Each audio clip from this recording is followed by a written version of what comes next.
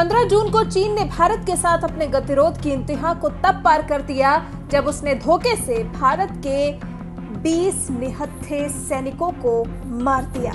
बदले में भारत ने भी चीनी सैनिकों को बख्शा नहीं, बल्कि अंदाजा ये लगाया जा रहा है कि अगर भारत के 20 सैनिक वीरगति को प्राप्त हुए हैं तो ये सैनिक चीन के कम से कम 40 सैनिकों को मारकर ही शहीद हुए हैं। लेकिन चीन दुनिया के सामने अपने मारे गए सैनिकों की संख्या को उजागर नहीं करना चाहता, जिसके लिए चीनी सरकार को विरोध भी झेलना पड़ा है। अब चीनी सरकार के शासन से गलवान में मारे गए चीनी सैनिकों के परिवार और ज्यादा त्रस्त हो गए हैं, क्योंकि इस घटना को हुए करीब 1 महीना हो चुका है।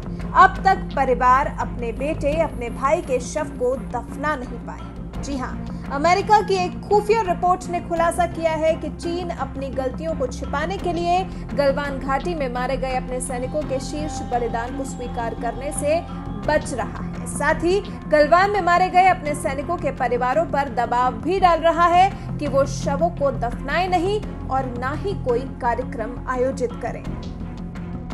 सूत्रों के मुताबिक चीन के सिविल अफेयर्स मंत्रालय ने मारे गए सैनिकों के परिवारों से कहा है कि उन्हें परंपरागत तरीके से इन सैनिकों को दफनाना नहीं होगा, बल्कि उनका अंतिम संस्कार करना होगा।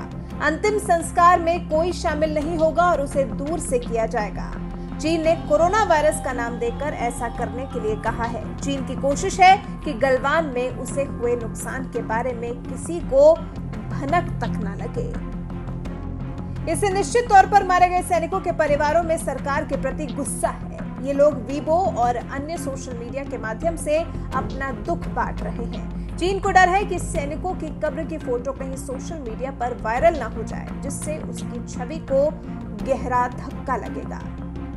ये सब इसलिए भी क्योंकि कहीं न कहीं चीन खुद भी जानता है कि चीन ने एक तरफा कार्रवाई करते हुए लद्दाख में भारतीय इलाके में घुसपैठ की कोशिश की और वास्तविक नियंत्रण रेखा को बदलने का प्रयास किया। लेकिन भारत ने चीनी सैनिकों को गलवान से खदेड़ने में सफलता हासिल की है। लेकिन उस रात गलवान में जो कुछ हुआ उसमें चीन ने सिर्फ इतना स्वीकारा है कि उसके कुछ अधिकारी मारे गए हैं। अमेरिकी रिपोर्ट के मुताबिक चीन के कम से कम 35 सैनिक इस कार्रवाई में मारे गए हैं।